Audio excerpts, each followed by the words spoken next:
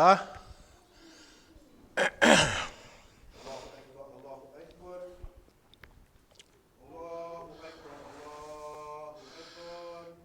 Allah.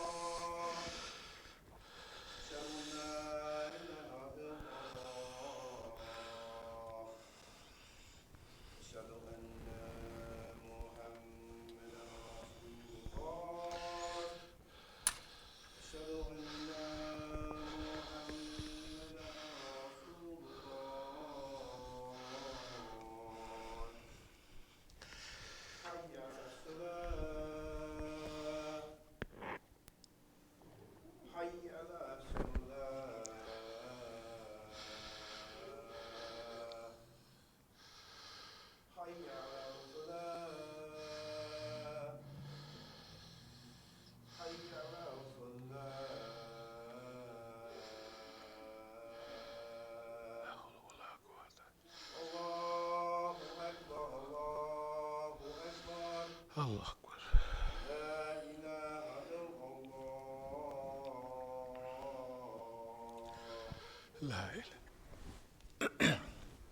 Bismillah ar-Rahman ar-Rahim. Alhamdulillah.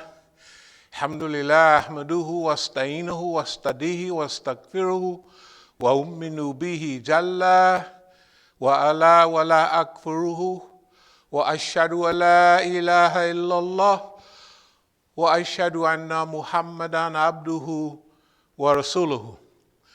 Arsalahu bil huda wa dinil haq liyudhhiruhu ala ad-din kullihi walau karihal mushrikun. All praise belongs to Allah. We praise Him. We seek His help, His assistance, and His guidance. We believe in Him and do not disbelieve in Him. I bear witness that there is no God but Allah, and Muhammad sallallahu alaihi wasallam is His servant and messenger. Allah sent him, that is Muhammad, with Deen al-Haq, the religion of truth, the religion that has staying power, the religion that have faced challenges and obstacles when it was born, as it has existed, and it continues today to face the most horrendous challenges that any other community have faced in history. And we are blessed to be a part of that group, that community, that ummah that stems from Allah subhanahu wa ta'ala and the Rasul. And we have a great host of Sahaba, companions, that dealt with that religion. They helped in the beginning establish that religion. And not only did they help establish it, after the death of the Prophet sallallahu alaihi wasallam, they were there. And for quite some time, they held on to an ideal community. When I say ideal community, that means there are many idealistic concepts and ideas. Democracy is one, but you've never seen one before, right? Communism, each according to his ability, each according to his need. It's a nice concept, but you have never seen one, right? But this Islam, given to us by Allah subhanahu wa ta'ala, established on earth by the Prophet of Allah, right, has existed. That ideal community based on Al-Kitab, the book of Allah, right? That community has existed. It's recorded in history, right? People have seen it, and you see sparks of it around the world in different locales. A real, genuine Islamic community, right? That community was born under threat from the Romans, from the non-believers, from all kinds of groups of people. Later on, Genghis Khan and those people, they came down in the Muslim community and they technically destroyed it, broke the back of Islam. It was so much so that one of Genghis Khan's men, and then later on Kublai Khan, could tell a Muslim, put your head on that rock so I can cut it off. It was so submissive, they would do it. But Genghis Khan, Kublai Khan and his relatives, they didn't take gold and silver back up to their kingdom. You know what they took? Islam. They conquered the Muslims, but Islam conquered them. Well, you see it happen.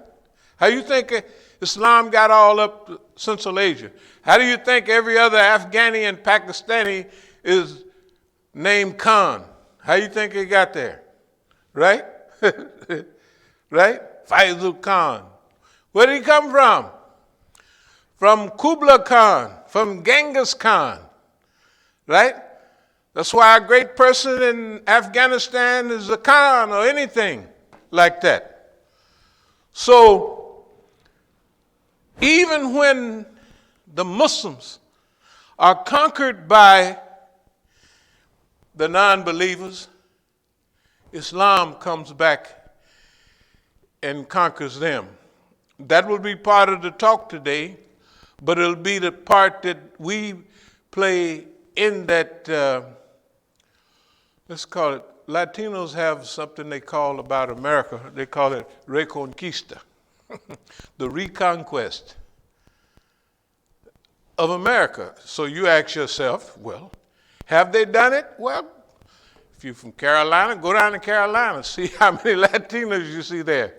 How many did your parents see? None, right? Go to Mississippi. Who you see down there? Used to be Negroes down there, right? Who do you see there now?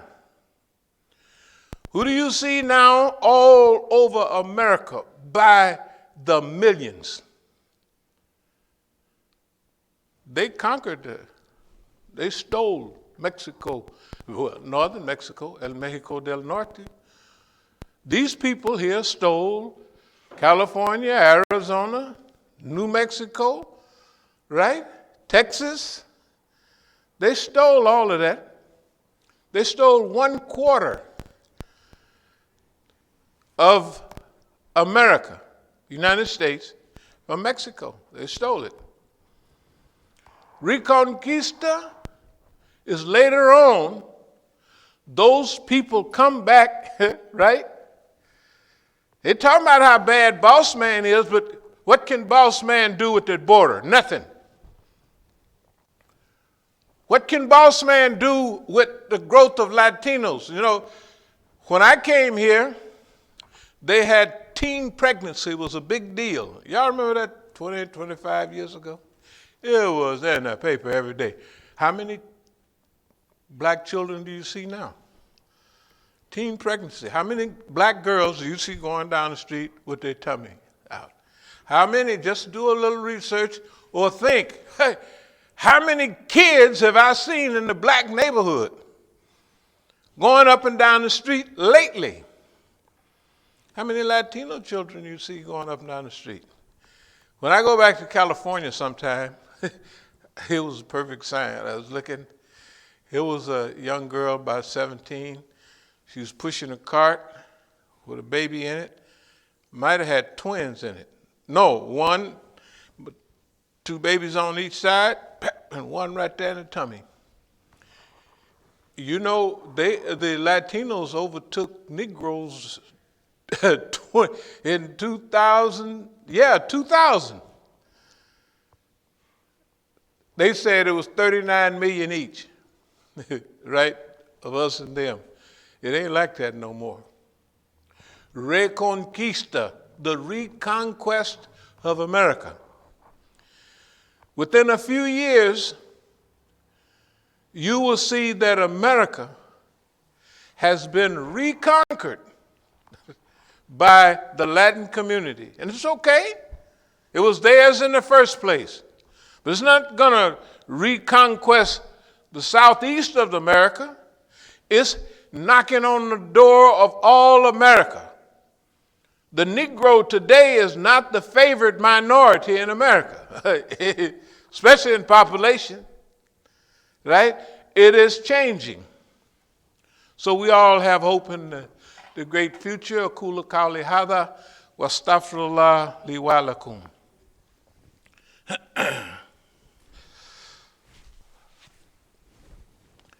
Bismillah ar-Rahman ar-Rahim. Alhamdulillah. Alhamdulillah Rabbil Alameen. Again, we welcome everyone and we thank you for coming out today, and inshallah we'll try to make sense of the present condition in which we are in. And what should we be doing today in the environment in which we're living in? Where should we be going or trying to go? What should be our goals and our mission in life? What should be our attitude? In the Quran, there's a beautiful statement. This is Noah. In the name of Allah, most gracious, most merciful, by the English meaning, relate to them the story of Noah. Behold, he said to his people, O my people, if it be hard on you or on your mind that I should stay with you and commemorate the signs of Allah, yet I put my trust in Allah. Get ye then an agreement about your plan and amongst your partners, so your plan be not dark and dubious. Then pass your sentence on me and give me no respite. So we follow Prophet Muhammad sallallahu alaihi wasallam, but the Quran is full of gigantic and important statements and commitments by all the prophets of Allah. Now this is by our beloved Prophet Noah. So what it's saying is, he's not saying it, but the Quran is saying relate to them the story. Relate to them the story of Noah. Behold, he said to his people, O my people, if it be hard on your mind that I should stay with you and commemorate the signs of Allah, yet I put my trust in Allah. Get ye then an agreement about your plan and amongst yourselves and your partners, so that your plan be not dark and dubious. Then pass your sentence on me and give me no respite. This was the attitude. And sometimes a believer is going to have that same attitude, right? And this day and time in America, this is the attitude that we have adopted from decades back. We've always maintained this mentality right here, because this is a mentality to speak into the environmental circumstances that you're living in, and we're living in that environment right now. This is America. So what he's saying to the people, if it's hard on you that I'm staying here with you, that I'm here amongst you, and I'm delivering the message that Allah subhanahu wa ta'ala gave me, and I'm giving it to you. Now, if you don't like that, all of you get together. All of you. Don't leave nobody out. And make your plan, but make it not dark and dubious. Don't make it like kind of obscure where nobody can really, did he mean this? Did he mean that? No. He's telling the people, all of you, get yourself together. And what I'm saying is get yourself together for the 45th or the 50th time. That's what I'm saying today, so you understand what I'm talking about. And some of you have been around to know 20 of these floats, 15, some maybe 30. 30 scenes, 30 episodes, right here at this masjid, right around the corner, right? And we're still here right now. Not a flick on us, none.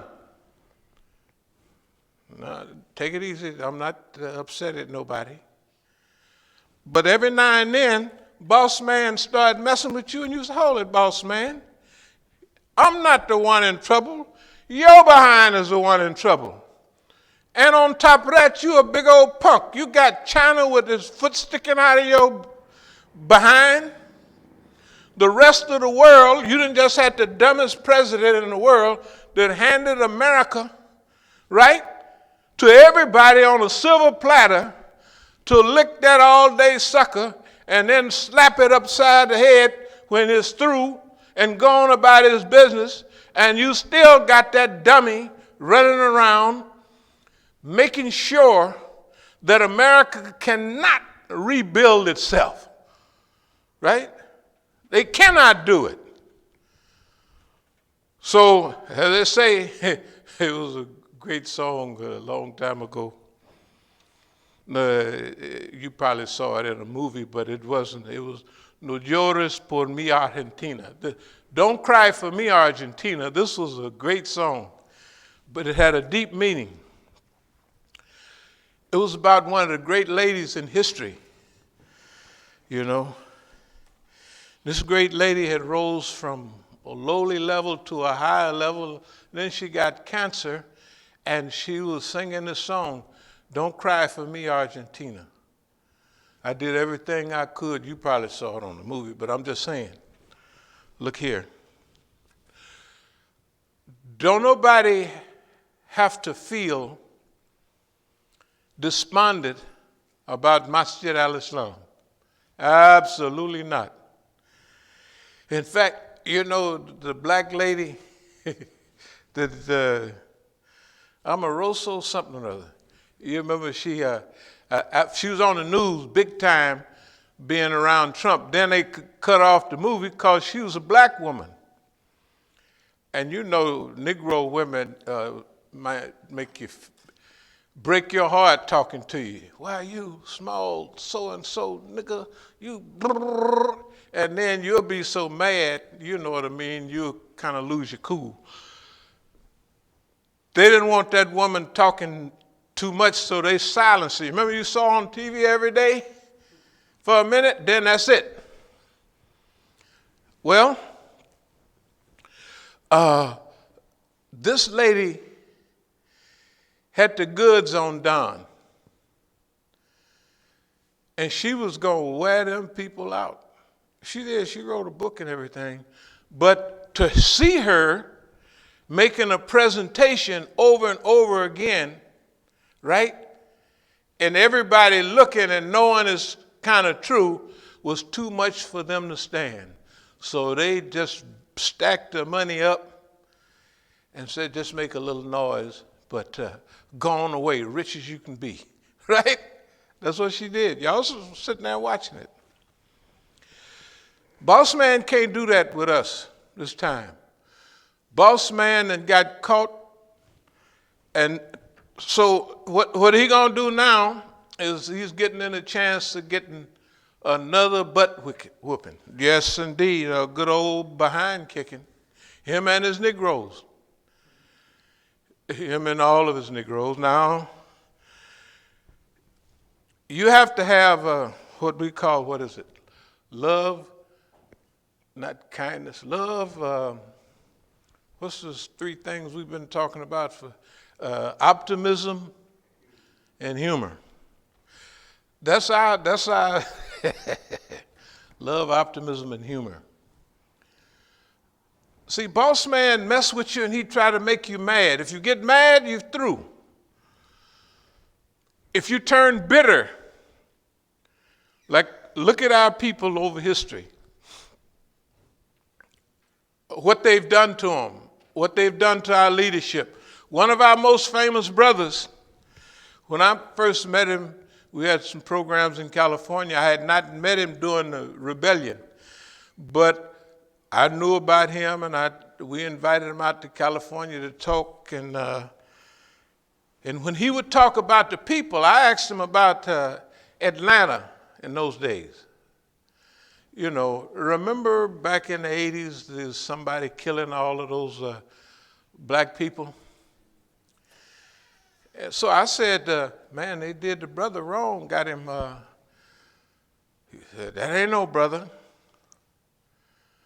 He was saying it like he believed the white folks' hype, you know. And he was one of our best brothers, if not the best. But when I was in Africa, I got there right after he left. And in those days, when our brothers went to Africa, they left here all that black love, black power, and they went to Africa. When they got to Africa, they was in need.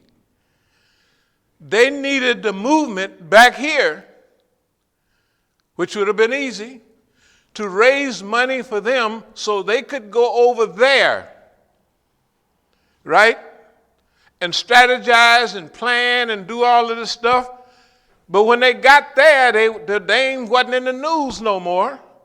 I mean, within a week, a month, or a couple of years, they was broke, all of them. When I went to Algeria, I didn't go and ask nobody for nothing. I brought a stack of money because I knew that's what they needed. Why? Because I knew the Negro. And I was different from those so-called black leaders of the time. They had a wrong expectation of their people. They didn't know, we hadn't had no time to grow the internal mechanisms to support each other. We only had a few years, bam. Within a few years, maximum pressure come down on the black movement and crushed it right away. I'm telling you, they crushed our movement right away. Didn't take no time, right? Why? Because it never had chance to grow deep roots, right? It just jumped off. Number one, Freedom Ride, 61, 62, March on Washington, 63, right?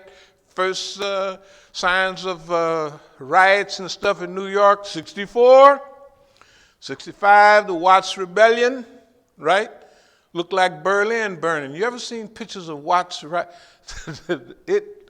Is that America? Right? And then later on you get Detroit and you get all the cities of America. Within a few years. The brothers didn't have time.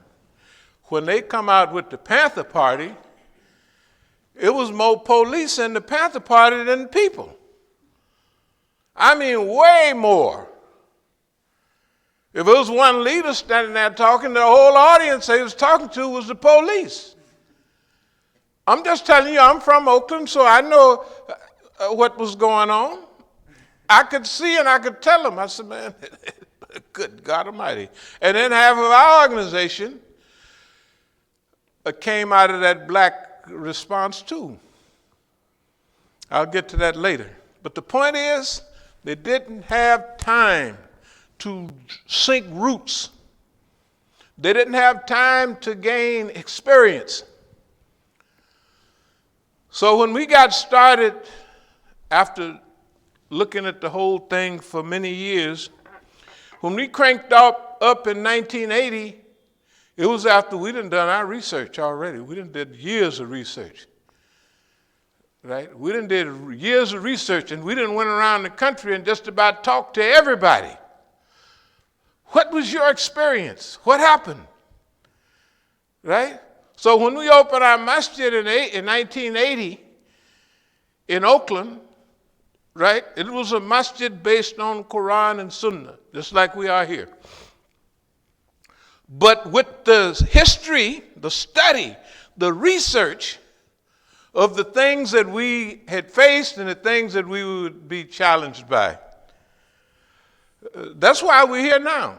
Well, we're here now because Allah had his hand on us and evidently still do. And we'll talk about just the stuff that we've survived as a community. It ain't nobody in history, have had to face as many challenges as Masjid al-Islam have, both in Oakland and here. But when I moved here with a whole stack of historical realities, right? So when we came here, any old timers will tell you, we came here to get the rest of the game. The way we looked at it, we got 85, 90% of the game. If we go to D.C., that's the capital, because we could watch the news. We knew what was happening with the movement here in D.C. And I came here during the 80s and gave a few talks. So I got a lay of the land here in D.C. When we came, we say, if we last 5 years, we on a roll. And this is the 32nd year, I guess. So you can see how we feel about being here, being alive and being healthy. Not being silenced, not being quiet, and more important than all of that, not being broken. They got a habit of breaking niggas, tell the truth, don't they? They'll break a nigga in a minute, right? Or tell you, we'll give you 25 years, nigga, send you to the penitentiary, we'll do this. And they turn the whole America, all the Negroes down to the D.C. jail. They have killings all the time because niggas be telling on each other. Now, D.C. got it bad. They'll kill you in a hot minute. D.C., I'm originally from California. But in the federal system, when we would be in transfer from one place to the other, they might have a sign in what they call segregation of the whole, or, it'll say, keep so-and-so away from D.C. blacks. And in the federal system, any of y'all been there a long time, the D.C. just had a reputation. You know why D.C. had a reputation? All the other brothers and white folks in federal prison in those days was there for big organized crimes and what have you, right? They had to work with people to do what they do. If they worked with checks, they had to have a man that dealt with stealing them, somebody dealt with transferring them around, you know what I mean? If it was organizational, it wasn't no young man or one man, it was a whole lot of them. It was an organization. So that's why the federal system always took in people that was bigger than state crimes. Now, D.C. being in a Federal Reserve, any crime you commit, they could send you to federal prison. But it's like sending a state prisoner for a stick-up at a liquor store, right?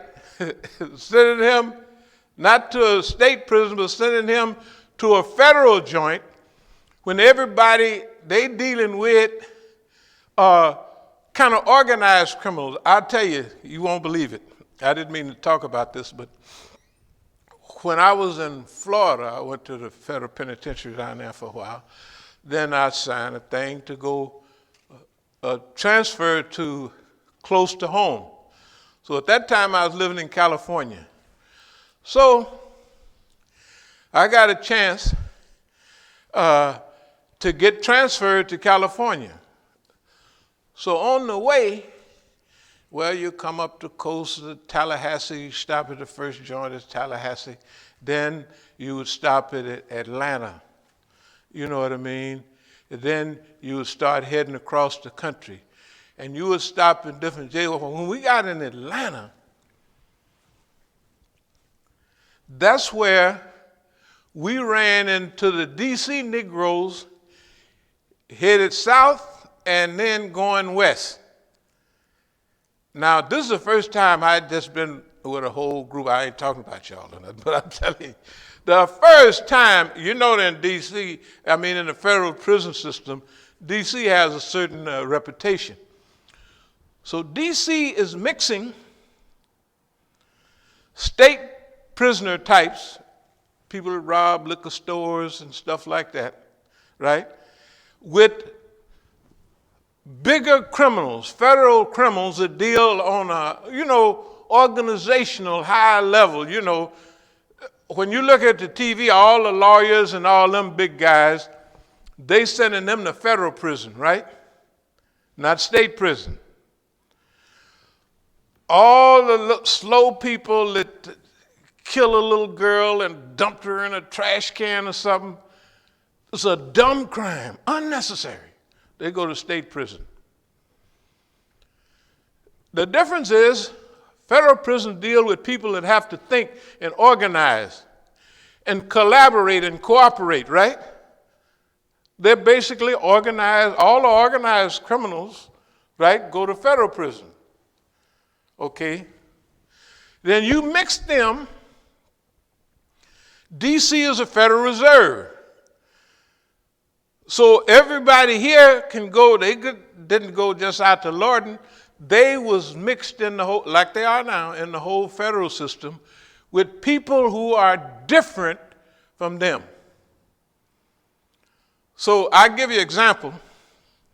When I was moved from Florida, I got a chance to hook up with a whole D.C. crew, Cadillac and all of them. Y'all might have heard the name. Boy, look at here.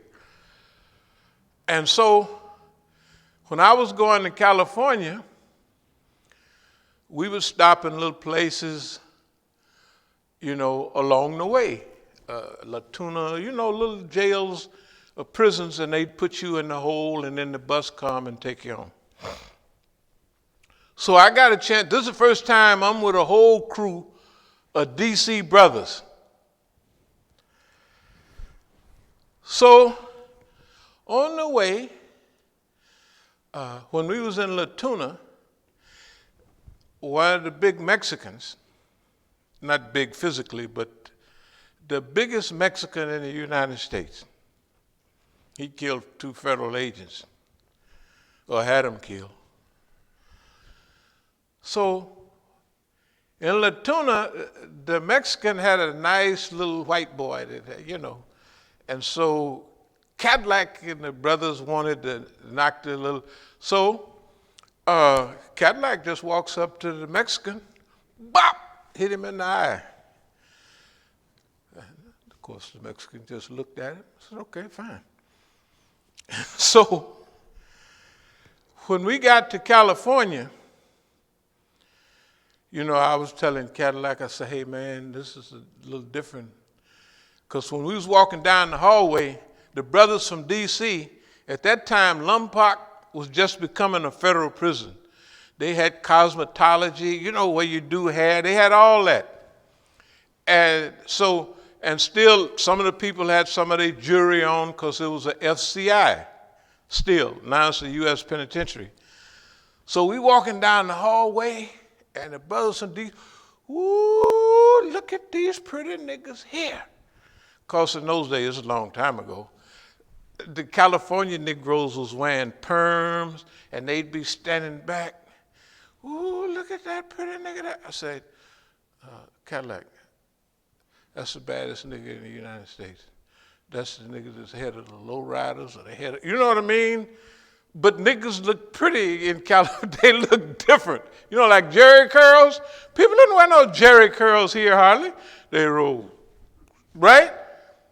California, they started calling them California curls because it's what, now they all got their hair all greasy and looking good, and the Negroes from D.C. come, ooh, look at these pretty niggas here. I'm gonna go on and get to say what I gotta say without giving all the embellishment. Finally, some of the brothers from over here was encountering California brothers. So brothers told me to say, hey man, your homeboy, talking about Cadillac, say, hey man, you got to tell the brother such and such and such. So before I could talk to him, you know, the Negroes, all that gang movement and swooping on people, that came from California. It didn't come from on this side. It was there first. And the big gang cities is Chicago, right? And LA. Everybody know that.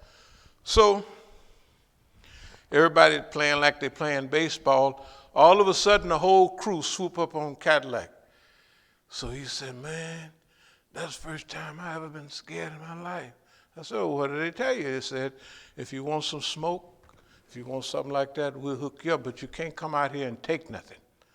That's what they was telling him. And then, I'm just going to tell you, this is the first time, last time I saw Cadillac, he was being transferred.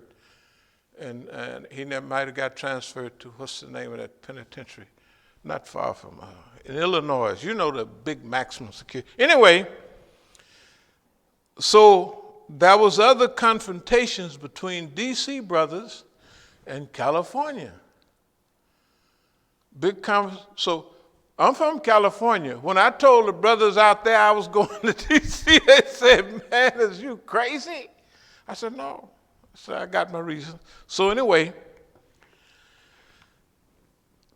this is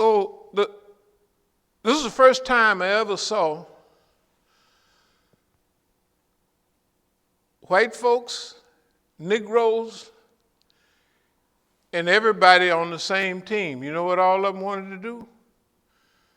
They wanted to kill Cadillac. So it didn't happen in Lompoc. It happened somewhere else. But the D.C. brothers, true to form, they rolled back on them crackers. And you know, that means they're going to do the rest of their life. They rolled back on them crackers. One thing about, well, all y'all got relatives. Some of y'all probably just got out of the joint a minute ago, so you know what I'm talking about. Here's the point. By acting improper in a certain situation or environment, people can bring all hell down on themselves unnecessarily. So the person I'm talking about, or the crew I'm talking about, used to hang out with another little crew from Kansas City. And if y'all been in prison, you know that certain type of prisons, they got a little slide up at the top of the cell, and down at the end, they push the button or the lever, and it unlocks all the cells. Then after they have a movement, they pull it back, right? And if you're not in an honor cell where you got a key to open it up, you can't get in and out of the cells for a certain length of time. So in the old time penitentiaries, in Leavenworth and all that places where I was, if you was laying on your bunk, when you heard the little slide go, right, you would sit up on your bunk, because that means nobody could come in and, you know what I mean, and move on you. But our friends would get full of that Raisin Jack and all of that stuff, wine, you know, penitentiary wine, and get drunk. Get drunk and lay out in their cell drunk with the white boys hate them because they're going to take the white boys' dope, right? And then they're going to take the Mexicans' dope. And don't forget that on the way in La Tuna, so-and-so didn't hit the baddest Mexican in the United States in the eye and think that it's all gone by, right? So what do you think he done did when he got to Lompoc? He's the baddest Mexican in the United States. He didn't kill 2 federal agents himself or his crew, you know. He done got popped in the eye by a D.C. brother, but he ain't said like, hey, you can't pop me in the eye. He just, oh, okay, fine, right? So this is the only time there was ever a meeting between blacks, whites, and Mexicans on the subject of killing a Negro. And all of them wanted to kill the same Negro. When they have a meeting like that, that means to keep violence down. They'll meet and they say, well, y'all take care of your own people. You know what I mean? Y'all gone and, you know, they done did this, man. They done broke all the rules, so y'all got to take care of him. Well, we're going to take care of him. And then before they can take care of him, somebody will drop a little thing on them and they'll send them to another penitentiary, something like that, right? But that's the rule. That's the rule. We all know that. Okay, I'm going to get to the point in a minute. There are certain rules, there are certain guidelines, and there are certain regulations in every environment, right? In every system amongst all people. Here in the United States, we're living under a system that is just saturated with tattletales, stool pigeons, and snitches. Right here. Saturated amongst every group. And when you're a Muslim, you can expect that when you're looking out over, and especially if you're coming from our direction, we have been saturated in Oakland. At one time, we had as many as 10 masajid, and every one of them was controlled or managed by the police. Oh, tattletale Negro. Every one of them. Forget about it. I don't care whether it's Abdul Malik in Oakland or whoever down in San Jose or the mixed Arab and Pakistanis in UCLA, right? All that. And at one time they felt, we got this nigga. This is the way the government was thinking. And we just let them think like that. Then, when we got to where we wanted to be, we just flipped the script and said, no, this is what's going to happen, that's what's going to happen. So everybody packed up and left. They done did it here 2-3 times. When you got a house full of people, right? And all of a sudden, everybody pack up and leave. For most people to be by themselves or in small numbers is disheartening. They don't like that. But some people have been raised where they operate even better under that. They operate even better.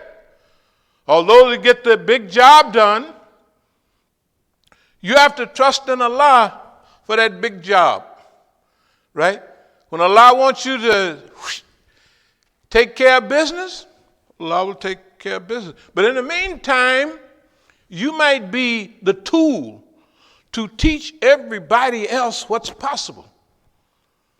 So, if you go anywhere in D.C. and you ask about what Masjid al-Islam is all about, what are they going to say? They're Shias, they're this, they're that. Don't go there, right? I mean, is that generally the experience? Man, and they'll dream up a whole plethora of things that go on over here, but you'll never see them, right? You'll never see them. That's what's supposed to happen. That's what happens over there. And you'll see a few friendly people come through, then you'll never see them again. Because the goal of the government is to cut off, to isolate, right? Like a cancer in the body, if a little bitty something developed, all the cells get together to try to surround it. You know what I mean? And smother it out. But if it goes around to everybody, pretty soon the body gonna die, right? So the body, this American system has mechanisms from slavery time all the way up to now. And remember, police departments in America was formed for one reason. Does anybody know what that is offhand? Slave patrols. Slave patrols, right? That's what police departments, well, that's what they say in their own books. We got it downstairs. So lately we went to a couple of movies. Last night didn't go to them, we just watching. Was about Lady Day, right? And the FBI and what they did to her. They didn't care nothing about her drug use. They cared about the song, Strange Fruit. You know, all them Negroes hanging on the tree, twisted mouth, right? Blood on the roots and all of that. The FBI took notice of that. They first took notice when it first came out in 1939. But they stayed with that all the way up to the 50s. They didn't want her to sing that song. And every now and then when she'd get upset about something, she'd sing that song. And they kept sending her to the penitentiary, trying to run her crazy and everything. So a lot of people don't mention her heroic stand. They tell you about Malcolm X, right? Martin Luther King, great heroes, but they don't talk about her. You know why? Because they don't even know. Right? The young people don't even, or the middle-aged people, or even some of the old people didn't even know what was going on, right? They just thought she was a dope fiend. She was a heroin addict, and that's all it was. And our brother, Chairman Fred Hampton in Chicago, Rainbow Coalition. When you hear about the Rainbow Coalition, Uncle Jesse, Messy Jesse, right? You thought Jesse Jackson came up with the Rainbow Coalition, right? No, that Negro was the biggest thief in the United States. Jesse Jackson, he may be your hero, but he don't have nothing to do with us because he's a thief. Coming out with Martin Luther King's bloody shirt, right? Before Fred is in the ground, he moves to Chicago, right? Because he sees the ability to organize people. Rainbow Coalition, that's great. And he went there and got rich. They got all kind of niggas like that amongst us right now. And all the lawyers you see, they're winning all these millions of dollars, you know, those Negroes are chose. Some J. Edgar Hoover said, they'll never have another Messiah unless we give them to them. This is recorded that J. Edgar Hoover said that. You know, because COINTEL program. Number 2, prevent the rise of a Messiah that might unify and electrify the black community. They may become a Mau Mau. You know, even you don't hear nothing about Mau Maus now. You got to go look them up. You just don't know, right, our history and what people did. The point is, if there's a group that don't follow the line, that maybe have a little maturity and not maybe even want what they have. It takes work now. You got to not even to want what they can give you. Technically, that's the only way you're going to get big in America. I mean, really big. Is not to want, because if you're a singer, they're going to hit to you. They got these black niggas running around talking rap music in the 80s and how we gon' da-da-da-da-da. Then they gonna kill them off and they gonna hand you them niggas that's talking, kill that nigga, blow that nigga up, F that B-I-T-C-A, right? And they're gonna be popular as you can be. And when you go down the street, that's all you're gonna hear. You're not gonna hear any social consciousness. You're not going to hear nothing like that. Why? Divide, conquer, and rule. East Coast and West Coast rappers. Before, they're all friends. So why would they want to kill each other? All of a sudden, it's your friend, Boss Man, the mean old white man. He's a terrible fella, I tell you. When I'm talking about white, I'm not talking about color. I'm talking about the institutions of America are meaner and deadlier than anybody else in the world. They'll tell you about mean old Hitler and mean old Russians, right? Hey, man, them people ain't got nothing on America. And now everybody is finding it out. And we're going to play a part in it. Let me get back to the khutbah. So the attitude, I'm going to read this one more time because of the attitude you have to have in order to do this. You have to have a certain attitude. If you don't have it, you ain't going to make it. If you got to make it to 4 or 5 bases, you won't even get on base because they'll stop you in the middle of everything and offer you and scare you and run you off somewhere or put you on their team. All right. Relate to them the story of Noah. Behold, he said to his people, O my people, if it be hard on your mind that I should stay with you and commemorate the signs of Allah, yet I put my trust in Allah. Get ye then an agreement about your plan amongst your partners, so your plan be not dark and dubious. Then pass your sentence on me and give me no respite. Respite is like a parole or a break. That's Noah's attitude.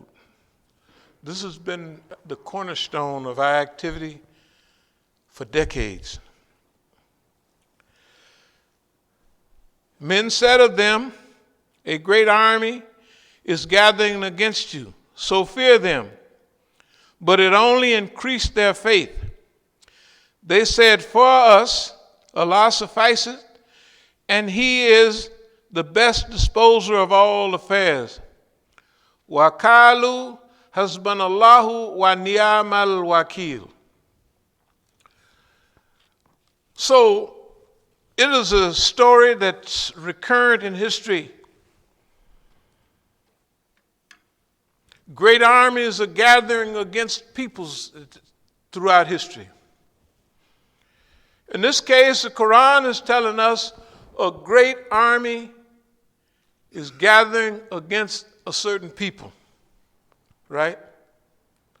But the solution, the characteristic that you should have, if the Quran directs you to do something, then it has a safeguard, a safety valve, a safety belt. It has a system already incorporated in that to give you the protection that you need to do the job. If Allah tells you to do something, you think, oh, yeah, just go on and do this, just go on and do that. And, my responsibility is to tell you what to do, but not to cover your behind and look out for you, right? That ain't Allah.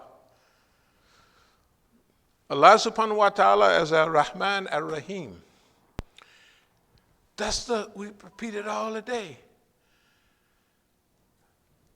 That means Arham is the word Rahama. It comes from Arham, womb. The womb, what is the womb? It is a place of safety and protection. You get all of what you need in there, right? And that's talking about it's Arham, womb means this is a protected, this is a guarded environment.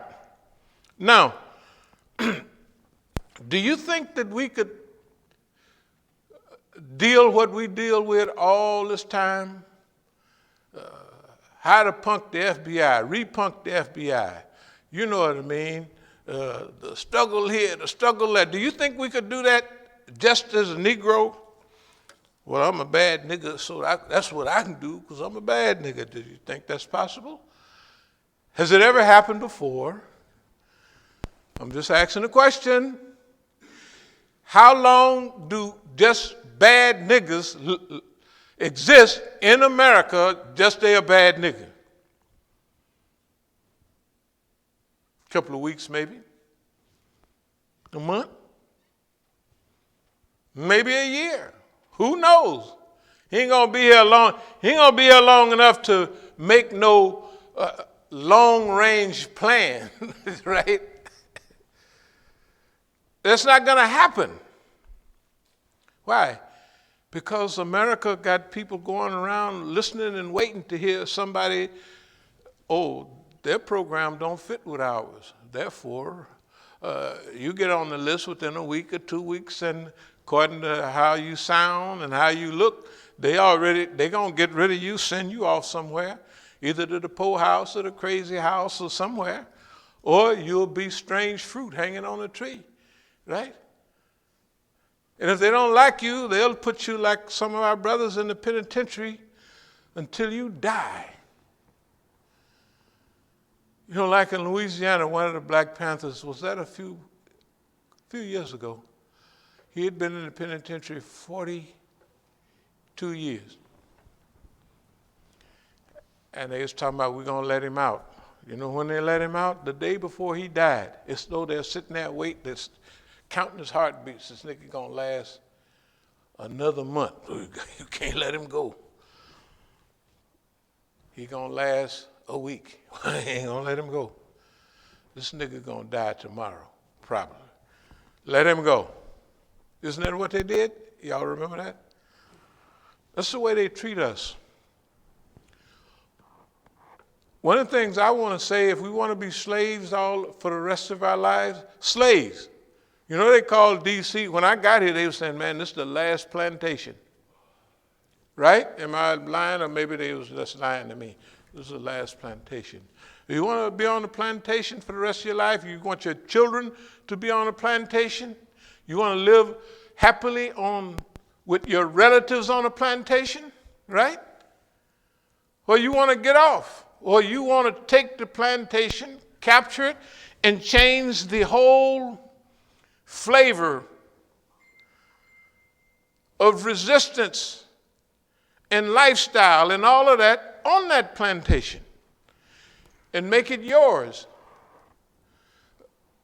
In one way, we're some of the luckiest people in the world. We're right here in America. And we can reach boss man. Other people can't reach boss man. Other people cannot reach boss man. The reason they crushed the rebellion so fast is because it's internal. It's right up next to us.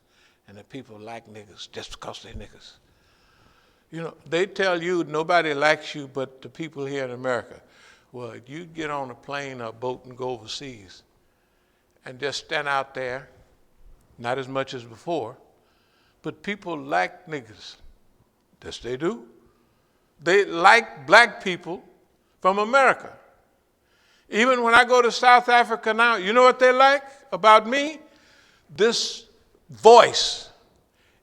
And they'll write it in the paper. It's that drawl from America. They like the way niggas talk. They like the way niggas sing. They like the way niggas walk. Oh, they don't like the way niggas walk. Yes, they do. At Hodge, there's a group of people coming. Technically, they were Sudanese. And somebody said, oh, those are Americans, African Americans. I said, those are Sudanese. Why? Because they walk like that. Niggas be, you know how niggas be walking. They're going to walk like nobody else, right? So the people said, them niggas, they look like Sudanese, but them is Sudanese. Like if they were to have y'all somewhere, they wouldn't know the difference whether you're Sudanese or who. We look like shades of skin and everything. These are Sudanese. But Negroes. Okay, we'll get back to think not those who are slain in the way of Allah is dead. Nay, they live, finding their sustenance in the presence of their Lord. And never say, because people scare you to death. Man, you talk like that, man, you're going to get in trouble. They're telling a Negro here in America, you're going to get in trouble. Nigga can't walk down the street. They stick their knee on your neck for 2 hours till you die. Beat you all upside the head. Do anything they want to you, right? And then they'll tell you, If you say ouch, you're going to get in trouble for saying that. You're going to get in trouble. The white man won't like that. And the other niggas that keep the white man up, they won't like it either.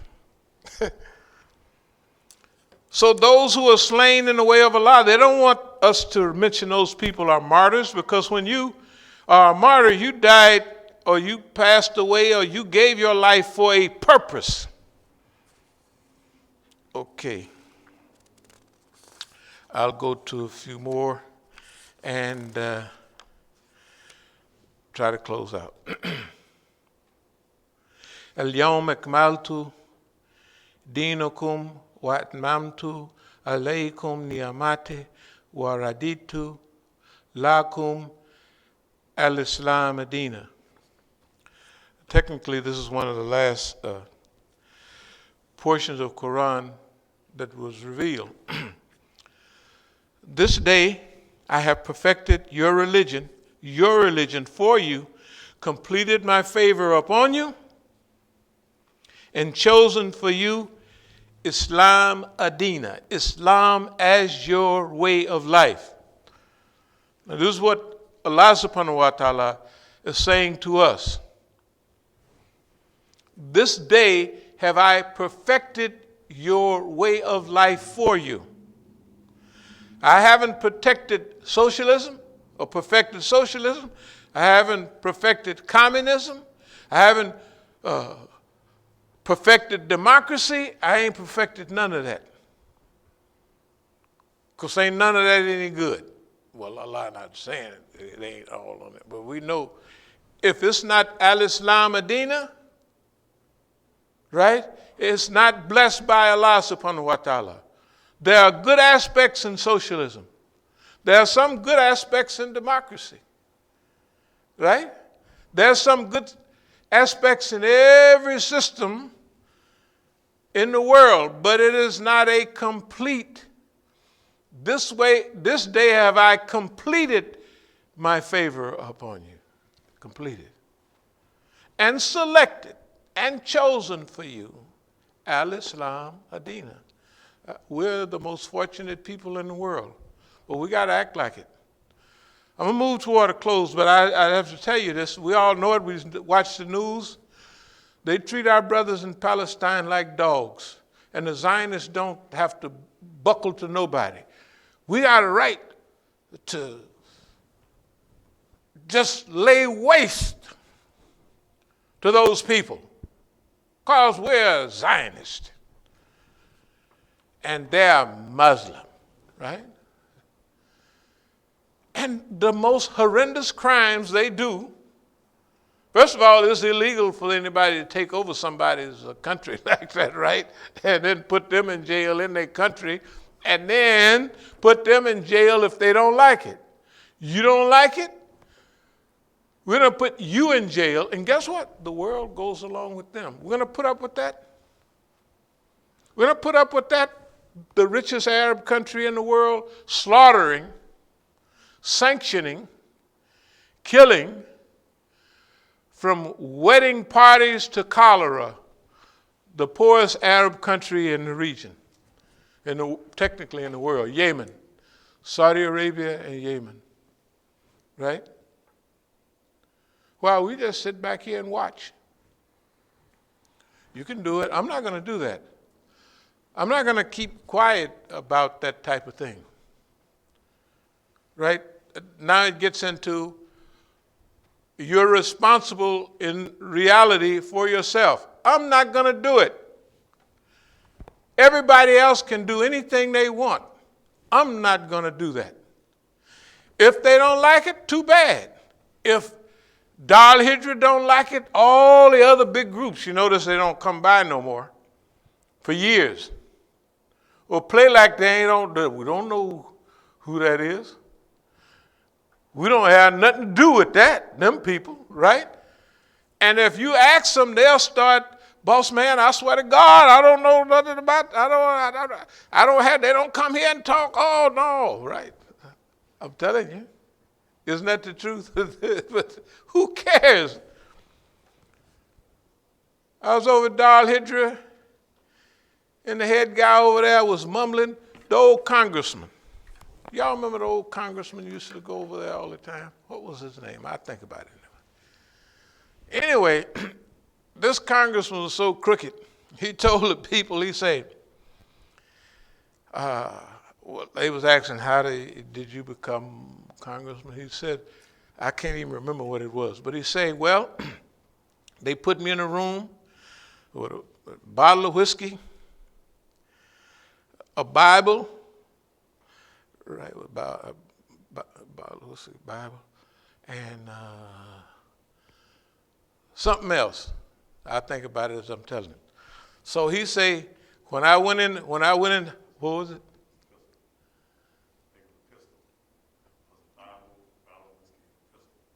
A pistol? No, it wasn't a pistol. It was, I think of it in a minute. I just get to telling the story. So he say, and my parents was watching me. They put me in that room. He say, I took the Bible up, put it under my arm, took the whiskey, and took a nice drink, and whatever else it was, he said, I just put that right in there with it and went on about my business, and I became a politician. Yeah, he became a politician. And the Muslims was laughing. And they were just happy as they could. And he was telling them, whatever you give me, I'm a professional liar. That's what I do. And the Muslims were so, the poor organizer of the program, like I'm talking now, he was stumbling in his words. He was mixing up Allah with the Prophet. He was so proud that that bum was there. I said, man, this is pitiful. This is pitiful. We're not going that way. Okay, if 20 years ago we had some of the greatest demonstrations in the United States dealing with Palestine and all of that, right? Right here. You know, the last time they had me on anything, you may not believe this, and I'm going to close with this. We had a program downtown, and it was 500,000 human beings there. It wasn't just the Muslims, it was everybody. So everybody was chit-chatting and everything. So when it was my turn to speak, I just got up and I said a few words. Then I said to the people, I said, do you want me to teach you a phrase that when the world hears it, 1.5 billion people will love you for it? They said, yes. I said, okay, now, here's what we're going to do. I'm going to say something, we call it takbir. When I say takbir, I'm going to do it 3 times, then I want you to say Allahu Akbar. So I said takbir. They said Allahu Akbar. Takbir, Allah. Remember they was getting louder? They said it better than the Muslims. Them white folks, on the day of judgment, on their record, because that's on their record, they said Allahu Akbar. The only good thing on their record might be that they said Allahu Akbar 3 times.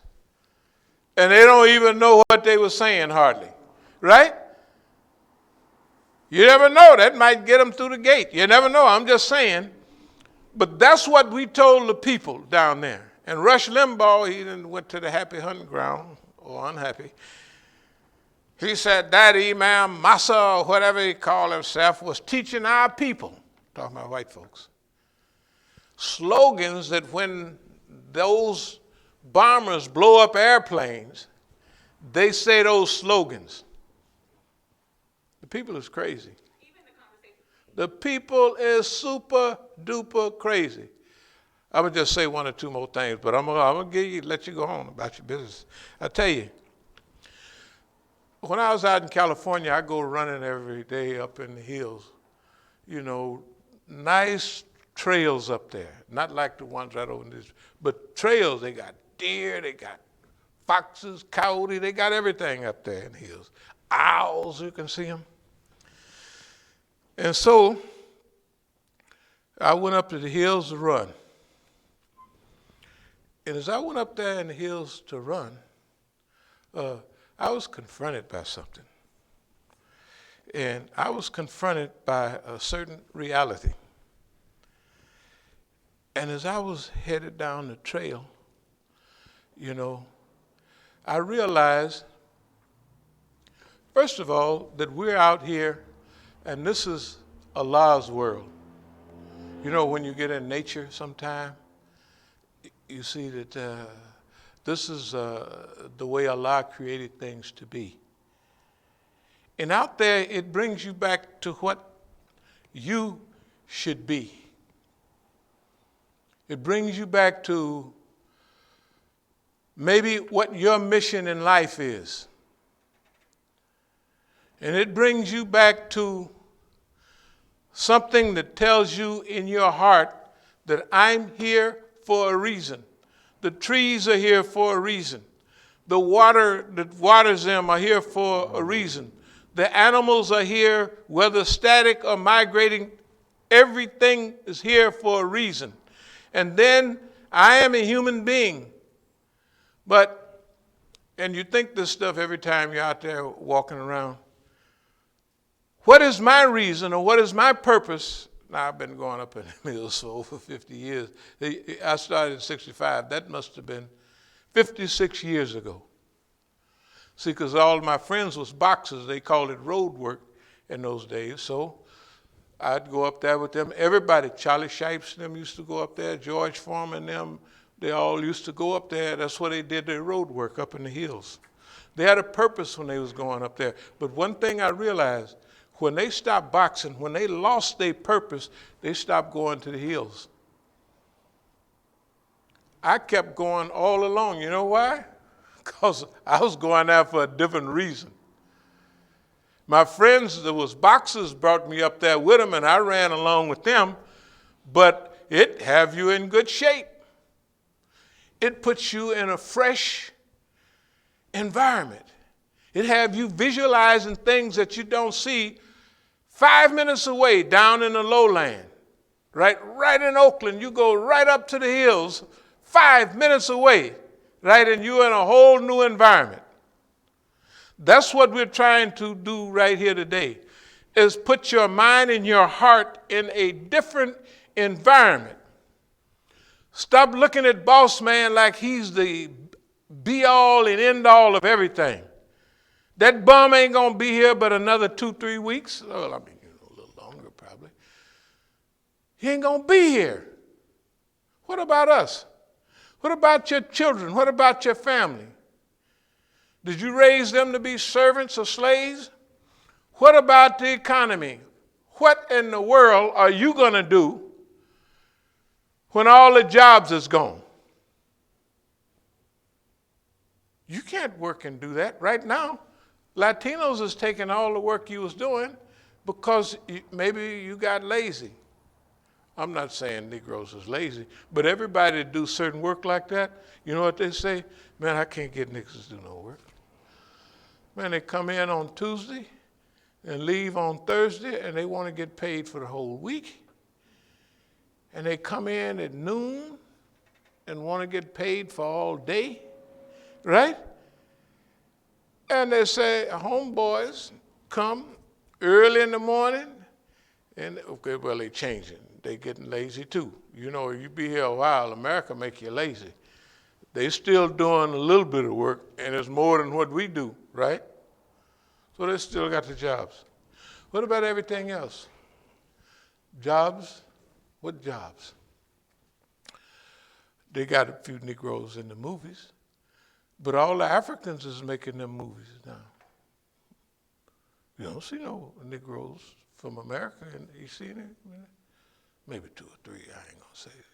There's 1 or 2 still there. But everybody else, Hollywood, you think you broke the door in there? No, you broke the door in for them.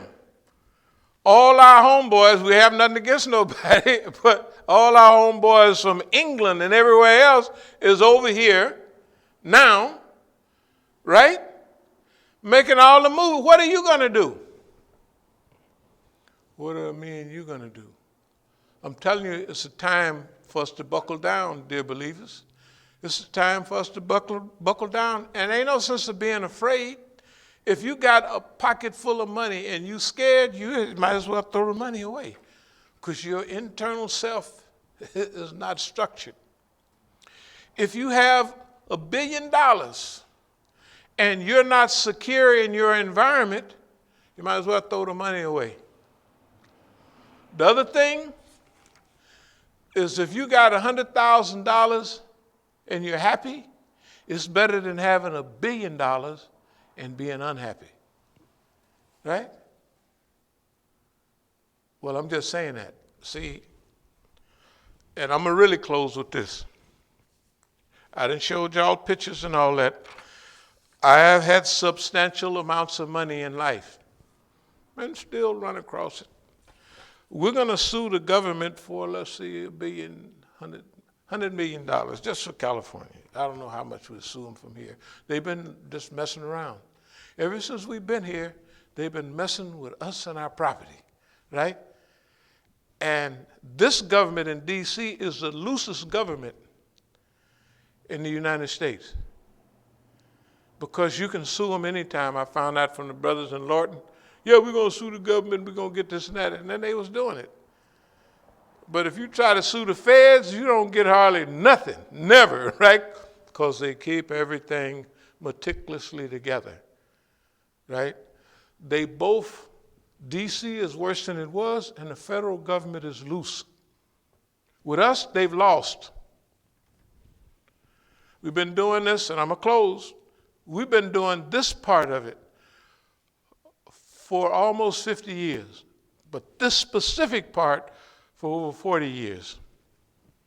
You can believe it or not, but we became good at what we've been doing, or we wouldn't be here. We just wouldn't be here. They wouldn't allow it. Psychological guerrilla warfare, boxing with boss man, all of that stuff, that's what we do. And right now, and I'm really going to close on this, right now, we're in a very critical point. It's critical for them. And here's what Allah going to do for us. This hasn't happened before. Inshallah. I used to tell my daughters, my daughter used to love, what's them things that morph up, they get big? Power Rangers. Power Rangers, yeah. And I used to say, this is like 20 years ago, I say, we're the Muslim Rangers. Now, every time we've had several tussles with the system, hundreds of them. And you know what happened? Here we are sitting here, let's say by ourselves. No help, no light, nothing coming from nowhere. Here come big old boss man, right? Oh man, he got scales and fins and he's just a tough guy. And what Allah do for us every time, you've seen it yourself, even if you've been here only a few years, Allah morph us up. We just get, Allah be, pretty soon here we are, swole all up. I'm telling you, it happened all the time. Allah swell us up, and we tussle with boss man and knock him out every time. And then Allah put us back that regular little human form. And then they lay around and watch, then they come back again. The same process. It's just like Brother Tufail and I used to call it the cereals. They used to have cereal. Not cereal that you eat, but, you know, on TV they used to have that stuff. The trials of Imam Musa, or the episodes of Imam Musa, right? Because they used to happen so regular and consistent that we used to talk about them all the time. And, hey, we'd float right on through them. So it became like episodes. We'd call this the 3,000th episode. It was the 3,000th episode. And we're still here. And I'm really close, but I have to ask the question, how many other people, Muslims, do you have that are living the type of life that we're living? How many? Just 1 or 2, 5 or 10? Maybe nobody? Not a one. Because we've been looking for them. If we can find somebody doing it, we'd be happy. None. And we're preparing to tell that story nationwide and worldwide. So ain't nobody going to be afraid of boss man anymore. And just like the lady that was carrying the crackling wood, the United States is carrying its own firewood to burn its own behind. Hamala tal hata. She's carrying the crackling wood, right? Tabat yada abi lahab, right? And the lady is carrying the wood to burn the show down, right? America has the crackling wood and the matches and everything that it takes to burn up its own existence. You can all see it now. O Allah, we seek thy refuge from anxiety and grief. We seek thy refuge from lack of strength and laziness. We seek thy refuge from cowardice and niggardliness. We seek thy refuge from being overpowered by debt and the oppression of men. O Allah, suffice us with what is lawful. Keep from us what is prohibited. With thy grace, make us free from want of what is besides thee. Ameen. Iqamatis salat.